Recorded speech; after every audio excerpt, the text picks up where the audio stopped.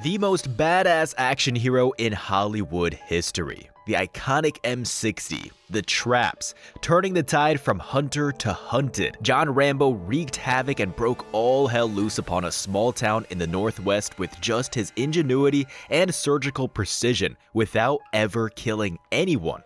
First Blood, which is the real title of the first Rambo movie, is without a doubt one of the greatest action movies of all time. It created the ultimate blueprint for runtime, pacing, and action movie exposition that hundreds of movies would follow, some with more success than others. Perhaps even more importantly, it did not hold back on criticizing how the American public treated Vietnam War veterans, and some of the messages remain relevant to this day. Although it firmly holds its place in the Action Movie Hall of Fame to this day, we actually saw relatively little shooting on Rambo's part. In fact, he only ever touches 3 guns, 1 knife, and 1 stone, proving that in the hands of the right man, anything can be lethal. The image of Sylvester Stallone waving an M60 around has become so ingrained in modern pop culture that it's become impossible to talk about the gun without mentioning its master. In fact, the connection is so strong, it's been referenced dozens of times in other movies and TV shows, such as The Lord of War.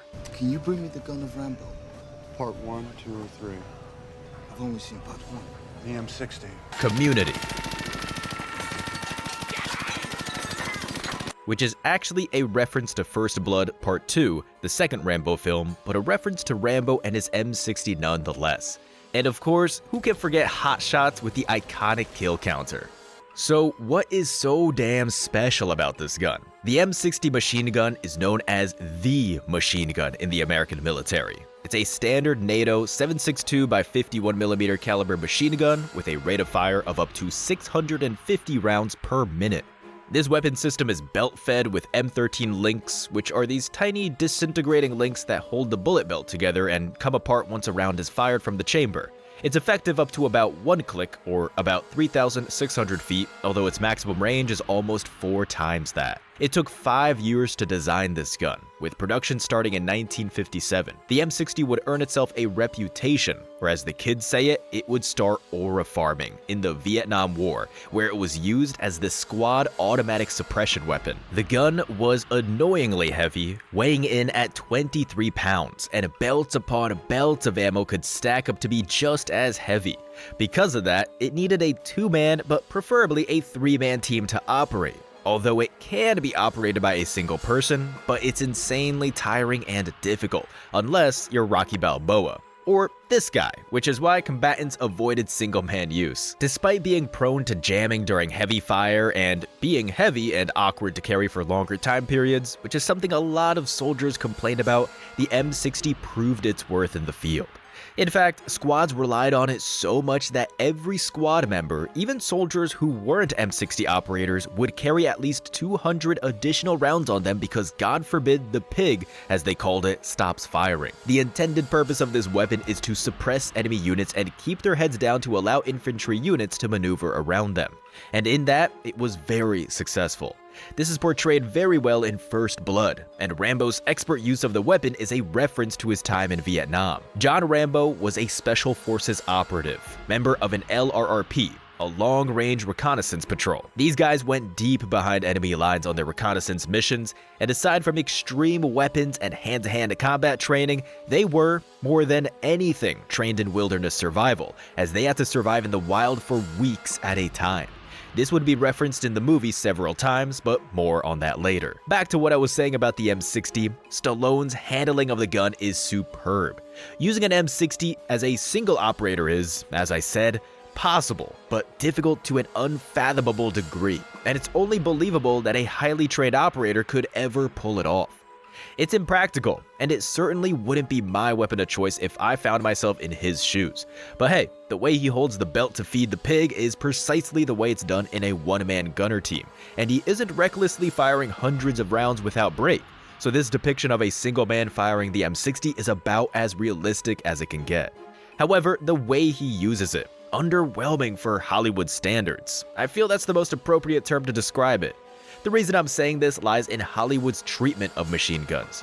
Movies today are much more realistic, but back in the day, Hollywood treated the M60 and other machine guns as if they had infinite ammo and never jammed.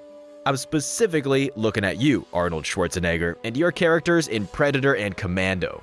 In comparison to those movies, Rambo's M60 utilization is surprisingly down to earth. I assume Rambo fires a total of about 50 rounds from the M60. He uses it to take out a transformer in town. He uses it to distract Sheriff Teasel, shoot up the police station, which, truth be told, could be Rambo's way of opening the door. The guy isn't exactly known for his subtlety. Finally, he uses it to take down Teasel from below, and that's the last we see of the famous M60. It didn't get too much screen time, but by God did it deliver when Rambo needed it.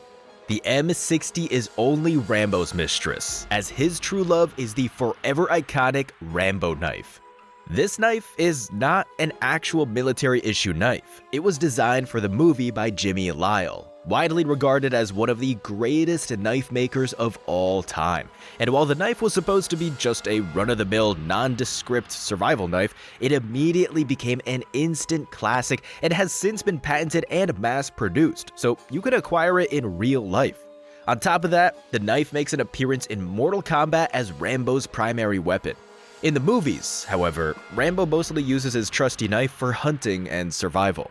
Aside from being so sharp it can easily cut through paper, the butt of the knife has a lid that, when opened, reveals a small survival kit, which includes a suture needle and thread, as well as a compass.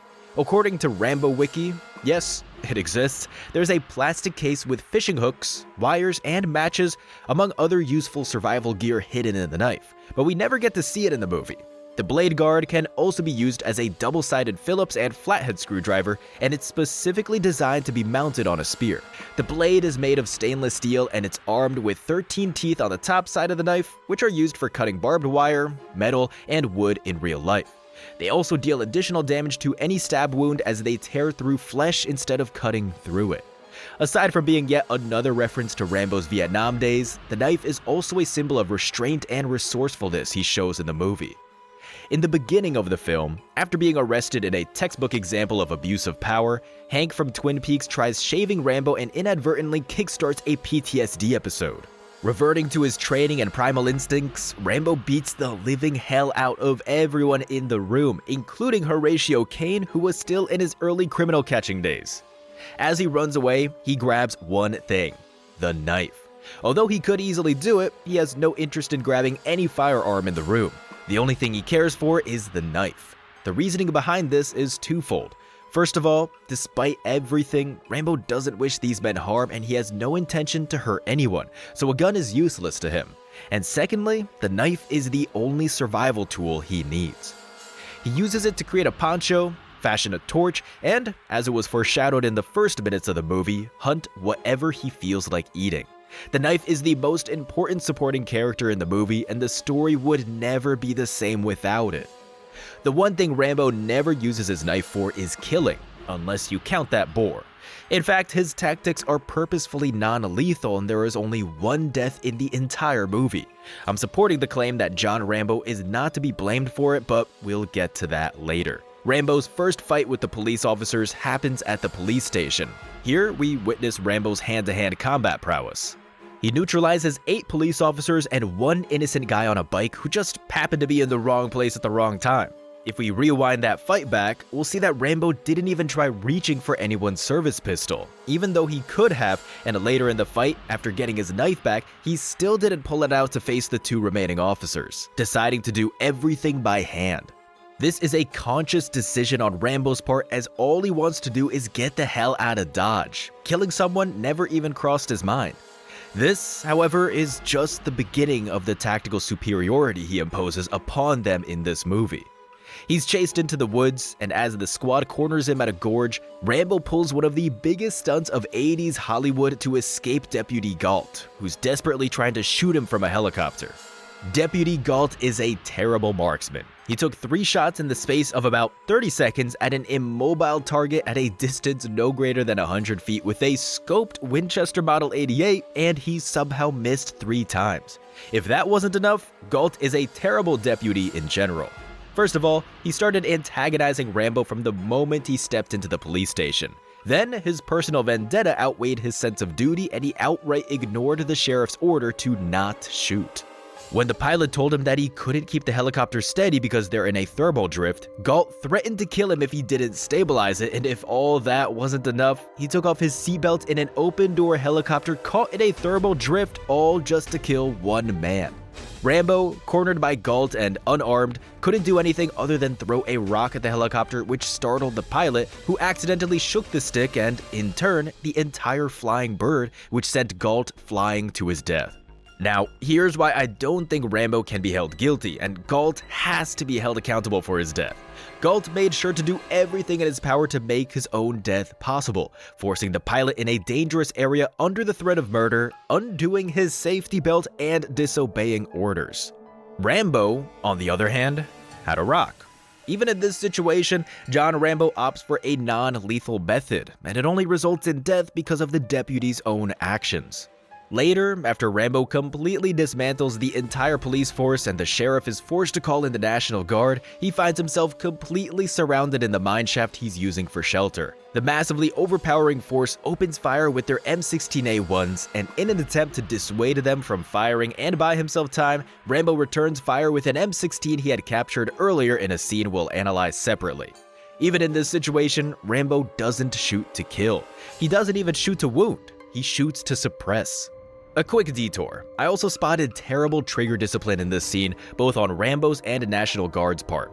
Neither of the characters are shooting at this point, so their fingers should be off the triggers, and the NG lieutenant is also single-handing his gun for some reason. Returning to Rambo insisting on holding back, this is an ongoing theme in the entire movie, and it serves several purposes. First of all, it shows that Rambo doesn't see any of these people as actual threats. He's such a competent combatant and survivalist that he doesn't feel the need to kill anyone to stay safe.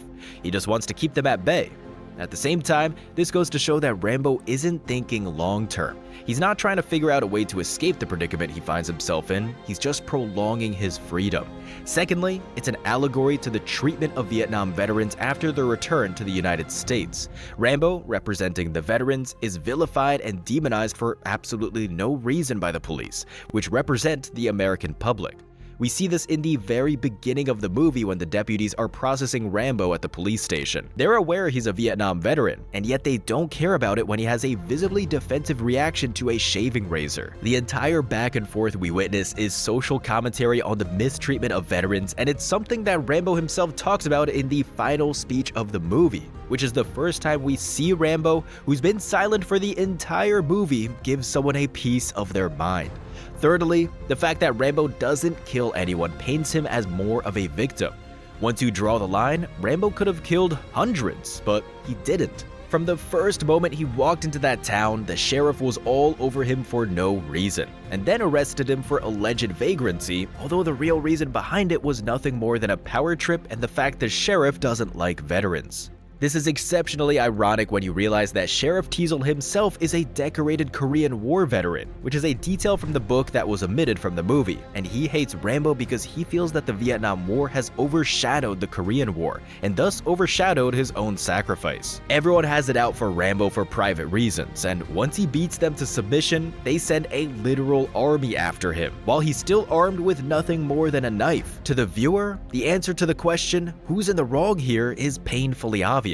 We have one more scene to break down, and it's an important showcasing of Rambo holding back, as it is a testament to his guerrilla warfare prowess. After Deputy Galt's death, and before the National Guard is called in, the sheriff forms a hunting party with other deputies, and with the use of tracking dogs, they plan to hunt Rambo down. Little do they know that they're walking into a trap. Rambo opens fire and wounds the dog handler and draws their attention away from him with a scarecrow.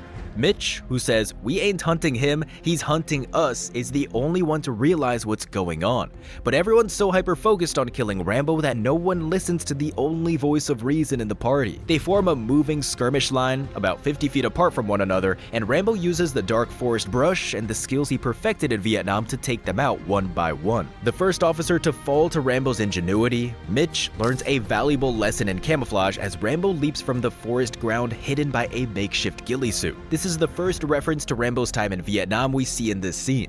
As I explained earlier, Rambo was a member of the Long Range Reconnaissance Patrol with the Special Forces. He spent his entire tenure in Vietnam hiding behind enemy lines. Using the environment to your advantage and remaining unseen is a crucial skill for deep reconnaissance units. The second officer to fall victim to Rambo is Officer Ward, who forgot that a battlefield is three-dimensional. He walks past Rambo without seeing him because he's expecting him at eye level. Rambo uses the terrain to his advantage and knocks him out. Then, Officer Balford is taken out by a spring wire spike trap, and this is possibly my favorite moment in the entire movie aside from Rambo's speech. This is the exact type of trap used by the Viet Cong in Vietnam. It's something American soldiers saw plenty of.